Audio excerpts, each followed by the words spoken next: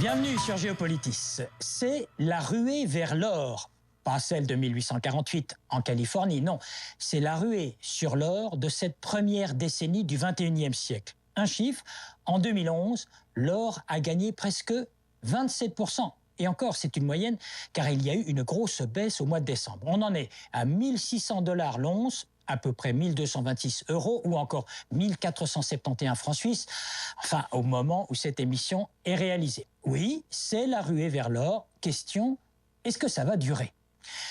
De l'or, tout le monde en veut. Il y a bien sûr les fonds spéculatifs, les fonds souverains, il y a les banques, il y a tout le secteur de la joaillerie, et puis il y a les particuliers, vous et moi. Enfin, vous surtout. Bref, l'or ne perd actuellement rien de son attractivité. Il est plus que jamais une valeur refuge dans un contexte économique qui engendre pour le moins incertitude et inquiétude. Géopolitis soupèse le poids de l'or dans ce monde de 2012. Il est vrai que l'or est un bien, une chose qui nous laisse perplexes. Voilà un métal qui ne rapporte rien, ni dividende, ni intérêt. Ce n'est ni une action en bourse, ni une obligation. Mais il nous rassure, il rassure les banques centrales, il rassure les investisseurs, il rassure le particulier. Car l'histoire se répète. Vous prenez les 5 grandes crises bancaires dans le monde depuis 1920. À chaque fois, l'or s'est apprécié de quelques 20% par an. L'or, c'est ce qui reste quand tout va mal, quand le système bancaire est sur le point de s'effondrer, lorsque les banques centrales du monde entier font marcher la planche à billets. Cela dit, qui possède de l'or ? Eh bien, en Europe, c'est l'Allemagne qui règne avec la plus grande quantité d'or du monde après les États-Unis, 3400 tonnes. La Chine n'en a que 1100 tonnes. Des tonnes par-ci, des kilos par-là, et même de l'or en grammes que l'on trouve désormais sous forme de petits lingots dans des distributeurs automatiques. C'est à Abu Dhabi, dans les hôtels de luxe, ça marche très bien. C'est même actualisé toutes les 10 minutes en fonction des cours du marché. Démonstration.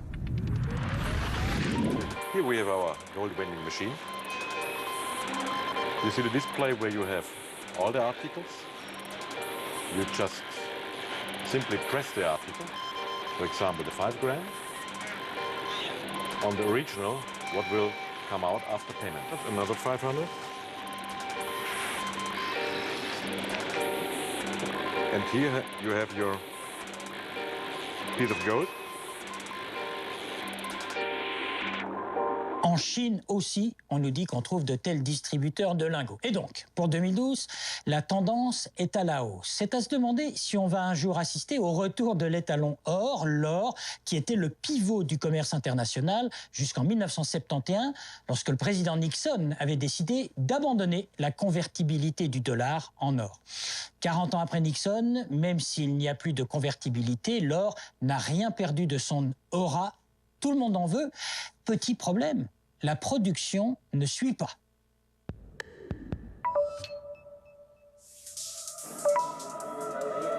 Pays émergents par excellence, l'Inde et la Chine sont d'insatiables dévoreuses de matières premières et de métaux précieux, dont l'or. C'est simple, ces deux pays, il est vrai les plus peuplés de la planète, comptent pour moitié dans la demande mondiale. Un peu plus de 50% pour ce qui concerne les lingots et les pièces et 55% pour le secteur de la joaillerie. Une demande en hausse de près de 30% en un an. L'Inde, par exemple, est devenue le pays du monde qui consomme le plus d'or physique, plus de 700 tonnes en 2010. D'une manière générale, l'or est ou est redevenu à la mode en Asie et aussi, dans une moindre mesure, au Moyen-Orient. C'était au mois de septembre dernier.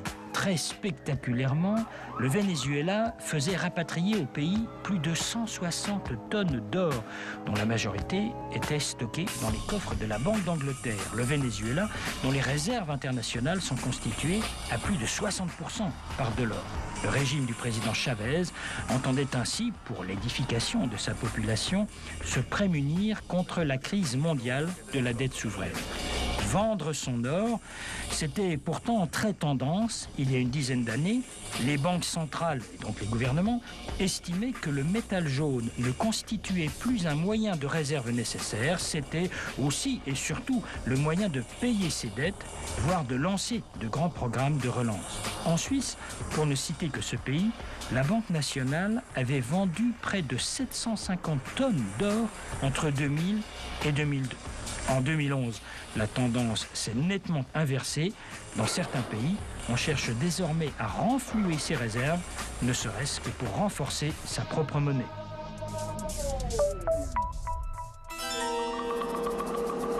Le moins que l'on puisse dire, c'est que l'offre excède la demande. Il ne suffit pas de dire que l'on veut de l'or pour que le métal jaune sorte ainsi de terre et se façonne dans l'instant. Prenons le cas de l'Afrique du Sud, longtemps premier producteur d'or au monde. Actuellement, c'est la Chine qui est championne du monde, devant l'Australie et les États-Unis, eux-mêmes devant l'Afrique du Sud, relégués à la 4e place. Dans ce pays, plus qu'ailleurs, l'extraction coûte cher, les infrastructures aussi. À titre d'exemple, on estime qu'il y a 10 ans, pour une once d'or, le coût d'extraction était de $200 américains. Aujourd'hui, c'est presque 4 fois plus. Des gisements, des mines abandonnées sont ainsi sur le point de reprendre du service. C'est le cas en Californie, mais aussi dans les territoires du Yukon, au nord-ouest du Canada. En Amérique latine, en Colombie notamment, le commerce de l'or est devenu parfois plus lucratif que le trafic de drogue. Il faut savoir que la Colombie est le premier producteur d'or du continent, 59 tonnes pour l'année 2010, probablement le double en cette année 2012. Une production qui attise bien des convoitises de la part des grandes multinationales, comme en provenance des réseaux criminels. On dit là-bas que l'or, c'est la nouvelle cocaïne des groupes armés.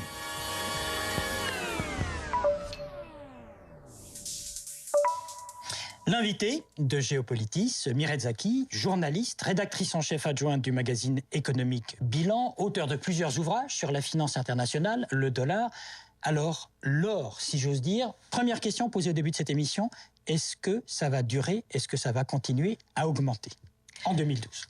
Ça va continuer à augmenter parce qu'il y a une tendance structurelle de hausse de l'or depuis que les monnaies principales, le dollar et l'euro, ont commencé à décliner. Surtout le dollar, en fait. Le cours de l'or est extrêmement lié au dollar. Depuis 2001, ce pays a commencé à s'endetter très fortement, les États-Unis. Plus que l'Europe, on oublie souvent de le remarquer. Plus que l'Europe. Oui. Ils sont actuellement plus endettés que l'Europe si on cumule toute la dette américaine. Leur situation est proche de celle de la Grèce, en réalité. Et l'or a directement reflété l'insécurité des investisseurs internationaux, qu'ils soient banques centrales ou privées, vis-à-vis du dollar. Et ça s'est reflété par une explosion de l'or qui a été multipliée par 6 sur la décennie écoulée, 600% de hausse. Et donc la correction que le cours de l'or a connue fin décembre de l'année dernière n'est pas importante. Elle est faible en regard de l'énorme hausse qu'il a connue en passant de 300%, $300 l'once, excusez-moi, début des années 2000 à $1,700 l'once maintenant. Heureusement d'ailleurs, alors qu'il n'est pas lié directement, cet or, aux fluctuations de l'euro, puisque l'euro va quand même pas très bien. L'euro va pas très bien non plus, ce qui explique aussi qu'il y a eu un report supplémentaire des investisseurs de l'euro vers du dollar. Et avec ces dollars, ils ont acheté de l'or. Ça, c'est l'investisseur international typique a vendu des euros pour acheter des dollars, mais avec ces dollars, il a profité de la baisse du dollar pour acheter de l'or. Ça a été ça un petit peu la boucle à laquelle on a assisté. Et donc, c'est devenu un actif de thésaurisation parce que l'or est rare. L'or est très, très rare. Il existe 20 mètres cubes d'or extrait en tout et pour tout sur la planète. 20 mètres cubes, on ne voit pas très bien, c'est une piscine olympique. C'est le studio. Ça remplit une piscine olympique. Quand même, voilà. Oui. Mais c'est tout, vous voyez, ça c'est tout l'or qui existe dans le monde quand même. Pour satisfaire, attention, parce qu'il n'y a pas que les investisseurs, les particuliers, il y a la joaillerie. Voilà, il y a une très grosse demande aussi de la joaillerie, énorme, des bijoux. De la part des populations indiennes et chinoises. La population chinoise achète aussi beaucoup à titre privé l'or parce que le gouvernement l'encourage à le faire. Donc les banques centrales de ces pays et leur population privée accumulent de l'or. Qu'est-ce qui est plus rare que l'or ? Il n'y a que le platine et le diamant qui sont plus rares. Donc c'est vraiment, l'or est un actif qui permet de préserver la valeur. Et les gens n'en sont plus à se dire oui, mais je touche pas des intérêts sur l'or, donc je vais pas acheter de l'or.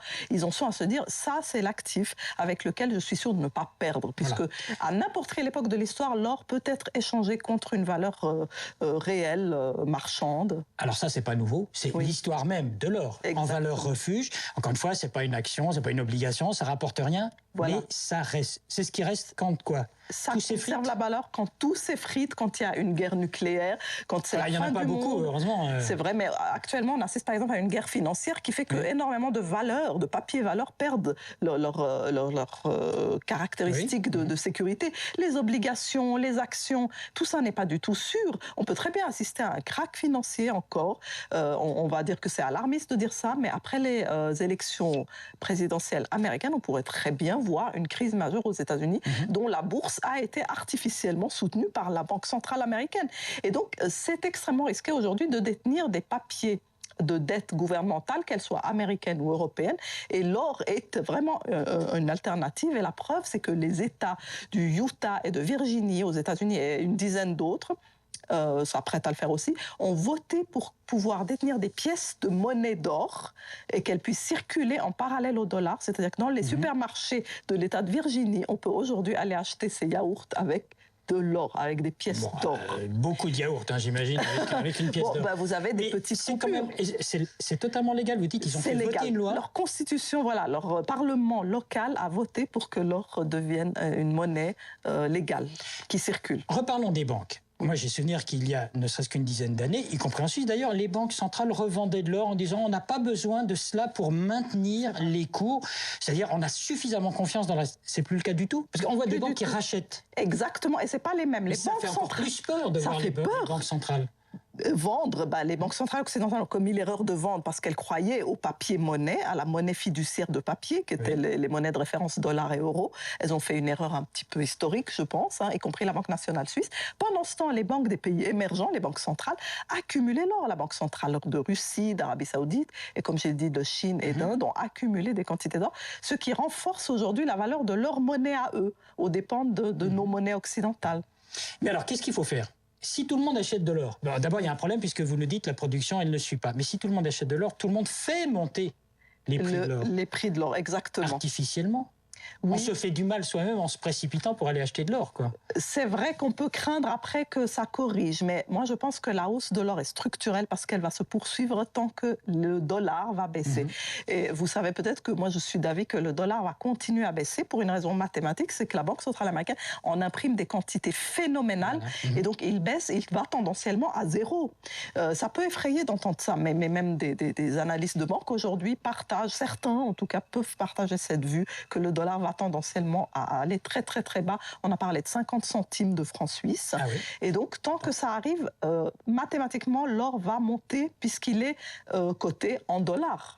Donc, il va forcément monter encore. Et on s'attend peut-être qu'il passe les 2500 $ l'once cette année. Il est à 1700 maintenant. Il n'est pas très loin. Et certains parlent de 4000 $ l'once. Si ce n'est pas cette année, ce sera les prochaines années. Mais en tout cas, les deux monnaies de référence qui avaient valeur d'or ne font plus du tout... ne sont plus crédibles et n'inspirent plus confiance. Le franc est la seule monnaie au monde qui a eu valeur d'or ces dernières années, le franc suisse. Vous nous rassurez sur le franc suisse, encore que le cours soit très haut. En tout cas, l'or, valeur refuge, oui, en un mot, oui. Valeur refuge, certainement pour les prochaines années. Merci, Mireille Zaki. Je rappelle que vous êtes rédactrice en chef adjoint du magazine économique Bilan. On parlait de la situation de l'or. Merci à vous. Merci.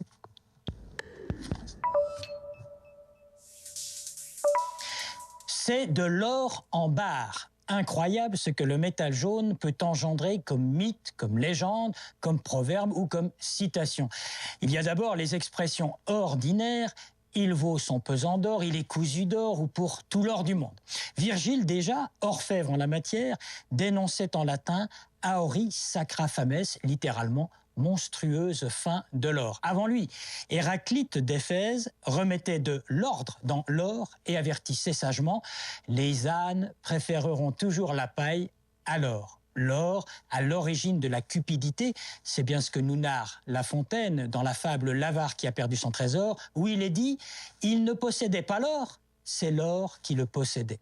Tout aussi sage, Horace concluait doctement « l'argent vaut moins que l'or et l'or vaut moins que la vertu. Loin de ces orgies, l'anglais Butler se voulait plus original et remarquait, bien que la sagesse ne puisse s'acquérir avec de l'or, elle peut encore moins s'acquérir sans lui. Alors, arrêtons d'éditorialiser car vous ne l'ignorez point, la parole est d'argent, le silence est d'or.